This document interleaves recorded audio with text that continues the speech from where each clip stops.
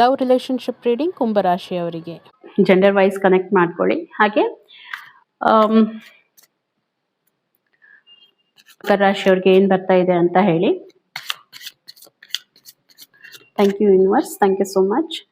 So ನಾನು ಹೇಳ್ತಾ ಇದ್ದೆ, ಫೇಸ್ಬುಕ್ ಮತ್ತು ಇನ್ಸ್ಟಾಗೆ ನೀವು ಕನೆಕ್ಟ್ ಮಾಡ್ಕೊಳ್ಳಿ. ತುಂಬ ನಿಮಗೆ ಡೈಲಿ ಬೇಸ್ ಎನರ್ಜಿ ರೀಡಿಂಗ್ ಇರುತ್ತೆ, ಖಂಡಿತ ನಿಮಗೆ ಅದು ವರ್ಕೌಟ್ ಆಗುತ್ತೆ. ಸೊ ಫಸ್ಟ್ ಆಫ್ ಆಲ್ ನಾನು ನೋಡ್ತಾ ಇರುವಂಥದ್ದು ಇವಾಗ ನಿಮ್ಮ ಒಂದು ಎನರ್ಜಿ ಏನು ಬರ್ತಾ ಇದೆ ಅನ್ನುವಂಥದ್ದು. ಓಕೆ, ಒಂದು ಟ್ರಾನ್ಸ್ಫರ್ಮೇಷನ್ ಮೋಡಲ್ಲಿ ಹೋಗ್ತಾ ಇದ್ದೀರಾ ಅನ್ನುವಂಥದ್ದು ನನಗೆ ಅನಿಸ್ತಾ ಇದೆ. Thank you universe, thank you so much. Okay, thank you.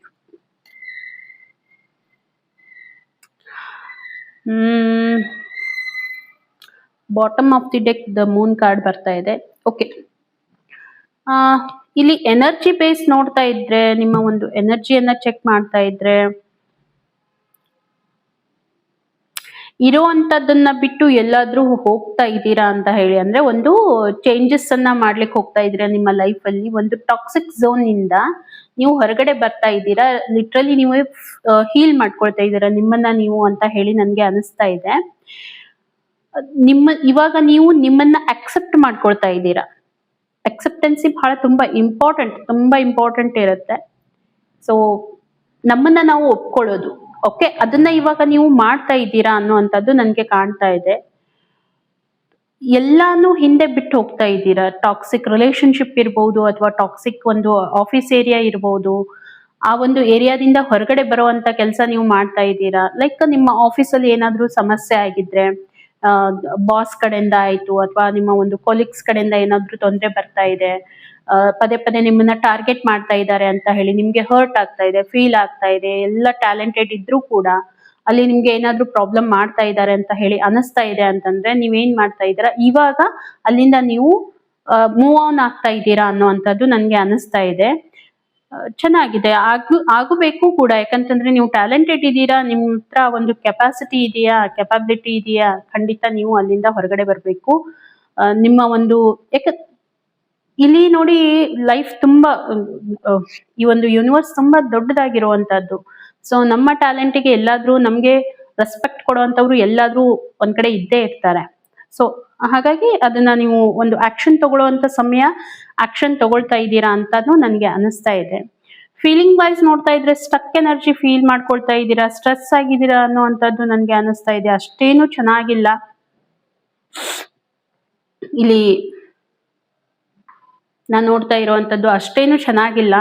Problem ಇದೆ, ಏನ್ ಪ್ರಾಬ್ಲಮ್ ಇದೆ ಅಂತ ಹೇಳಿ ಗೊತ್ತಾಗ್ತಾ ಇಲ್ಲ. ಬಟ್ ನಿಮ್ಗೆ ನೀವು ಎಷ್ಟು ಒಂದು ಫೀಲ್ ಮಾಡ್ಕೊಳ್ತಾ ಇದ್ದೀರಾ ಅಂತಂದ್ರೆ, ಎಲ್ಲೋ ಒಂದ್ ಕಡೆ ನೀವು ಸ್ಟಕ್ ಆಗಿದ್ದೀರಾ ಅಂತ ಹೇಳಿ ನನ್ಗೆ ಅನಿಸ್ತಾ ಇದೆ. ರಿಲೇಶನ್ಶಿಪ್ ವೈಸ್ ನೋಡಿದಾಗ ಸ್ಟಕ್ ಆಗಿದ್ದೀರಾ, ಅಲ್ಲಿಂದ ನಿಮ್ಗೆ ಒಂದು ಸ್ಟ್ರೆಸ್ ಆಗಿದೆ, ಡಿಪ್ರೆಷನ್ ಇರ್ಬೋದು, ಯಾರಾದ್ರೂ ಏನಾದ್ರೂ ನಿಮ್ ಬಗ್ಗೆ ಮಾತಾಡ್ತಾ ಇದ್ದಾರೆ ಅನ್ನುವಂಥದ್ದು ಎಲ್ಲಾನು ನಡೀತಾ ಇದೆ ಪ್ರೆಸೆಂಟ್ ಸಿಚುವೇಶನ್.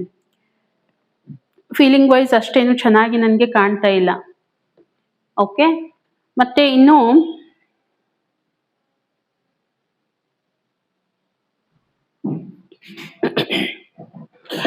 ನಿಮ್ಮ ಪಾರ್ಟ್ನರ್ ಫೀಲಿಂಗ್ ಅನ್ನ ನೋಡ್ತಾ ಇದ್ರೆ, ಓಕೆ, ಅವರು ಯಾವ ರೀತಿ ಅಂತಂದ್ರೆ, ಒಂದು ಲಾಂಗ್ ಡಿಸ್ಟೆನ್ಸ್ ರಿಲೇಶನ್ಶಿಪ್ ಅನ್ನ ಹೊಂದ್ಕೊಂಡಿದ್ದಾರೆ ನಿಮ್ಮ ಜೊತೆಗೆ. ನಿಮ್ಮ ಸೋಲ್ಮೇಟ್ ಅಂತಾನೆ ಹೇಳ್ಬೋದು ಅವರು. ಓಕೆ, ಅವರ ಒಂದು ಫೀಲಿಂಗ್ನು ಅದೇ ರೀತಿಯಾಗಿದೆ. ತುಂಬಾ ಅವರು ಒಂದು ಕಂಪ್ಲೀಟ್ನೆಸ್ ಅನ್ನ ಫೀಲ್ ಮಾಡ್ಕೊಳ್ಳುವಂಥದ್ದು, ಒಂದು ಫುಲ್ಫಿಲ್ಮೆಂಟ್ ಅನ್ನ ಫೀಲ್ ಮಾಡ್ಕೊಳ್ಳುವಂಥದ್ದು, ಒಂದು ರಿಲೇಶನ್ಶಿಪ್ ಅಲ್ಲಿ ಹಾರ್ಮನಿಯನ್ನ ಅವರು ಫೀಲ್ ಮಾಡ್ಕೊಳ್ತಾ ಇದ್ದಾರೆ ಅಂತ ಹೇಳಿ ನನ್ಗೆ ಅನಿಸ್ತಾ ಇದೆ. ಬಟ್ ನಿಮ್ಮ ಒಂದು ಫೀಲಿಂಗ್ಸ್ ನೋಡ್ತಾ ಇದ್ರೆ ಎಲ್ಲೋ ಒಂದ್ ಕಡೆ ಸ್ಟಕ್ ಆಗಿದ್ದೀರಾ, ನಿಮ್ ಕಡೆಯಿಂದ ಪ್ರಾಬ್ಲಮ್ ಇದೆ ಅಂತ ಹೇಳಿ ನನ್ಗೆ ಅನಿಸ್ತಾ ಇದೆ. ಏನ್ ಇದಕ್ಕೆ ಕಾರಣ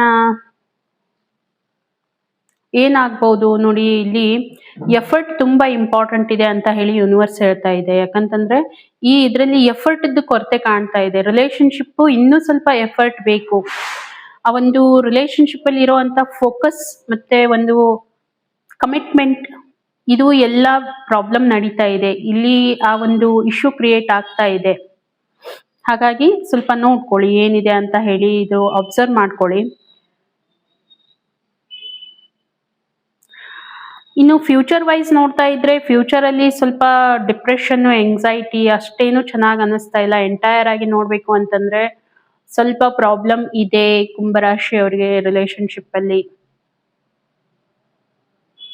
ನಿಮ್ಮ ಕೆಲವೊಂದಿಷ್ಟು ವಿಚಾರಗಳು ಅಂದ್ರೆ ನಿಮ್ಮದೇ ಕೆಲವೊಂದಿಷ್ಟು ವಿಚಾರಗಳು ನಿಮ್ಮನ್ನ ಎಷ್ಟು ಡಿಪ್ರೆಸ್ ಮಾಡ್ತಾ ಇದೆ ಅಂದ್ರೆ, ನೀವು ಅನ್ಕೊಂಡಷ್ಟು ಹೊರಗಡೆ ಆ ರೀತಿ ಏನು ಇಲ್ಲ. ಆದ್ರೆ ನೀವು ಯಾವ ರೀತಿ ಥಿಂಕ್ ಮಾಡ್ತಾ ಇದ್ದೀರಾ ಅಲ್ವಾ, ಅದೇ ನಿಮ್ಗೆ ಎಂಗ್ಸೈಟಿ ಕ್ರಿಯೇಟ್ ಮಾಡ್ತಾ ಇರುವಂತದ್ದು, ಡಿಪ್ರೆಷನ್ ಕ್ರಿಯೇಟ್ ಮಾಡ್ತಾ ಇರೋದಂಥದ್ದು. ಕ್ಲಾರಿಟಿ ನಿಮ್ಗೆ ಸಿಗ್ತಾ ಇಲ್ಲ, ಎಲ್ಲಿ ಏನ್ ನಡೀತಾ ಇದೆ ಅನ್ನೋಂಥ ಕ್ಲಾರಿಟಿ ನಿಮ್ಗೆ ಸಿಗ್ತಾ ಇಲ್ಲ ರಿಲೇಶನ್ಶಿಪ್ ಅಲ್ಲಿ. ಹಾಗಾಗಿ ನಿಮ್ಮ ಥಾಟ್ಸ್ ಗಳೇ ಕೆಲವೊಂದಿಷ್ಟು ನಿಮ್ಮನ್ನ ಏನ್ ಮಾಡ್ತಾ ಇದೆ, ನಿಮ್ಮನ್ನ ನೆಗೆಟಿವ್ ಕಡೆ ತಳ್ತಾ ಇದೆ ಅಂತ ಹೇಳ್ಬಹುದು. ನೆಗೆಟಿವ್ ಆಗಿ ಮಾಡೋದಕ್ಕೆ ನಿಮ್ಗೆ ಶುರು ಮಾಡಿದೆ. ಹಾಗಾಗಿ ಪ್ರಾಬ್ಲಮ್ ಇದೆ. ಒಂದ್ ರೀತಿ ನೀವು ಫೀಲ್ ಮಾಡ್ಕೊಳ್ತೀರಾ, ಐಸೋಲೇಷನ್ ಫೀಲ್ ಮಾಡ್ಕೊಳ್ತೀರಾ.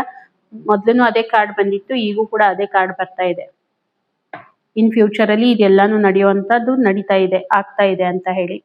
ಹಾಗಿದ್ರೆ ಮುಂದೆ ಏನು ದೇವರು ಏನ್ ಮಾಡ್ಬೇಕು ಅಂತ ಒಂದು ಯೂನಿವರ್ಸ್ ನಿಮ್ಗೆ ಏನು ಗೈಡೆನ್ಸ್ ಮಾಡ್ತಾ ಇದೆ ನೋಡಿ.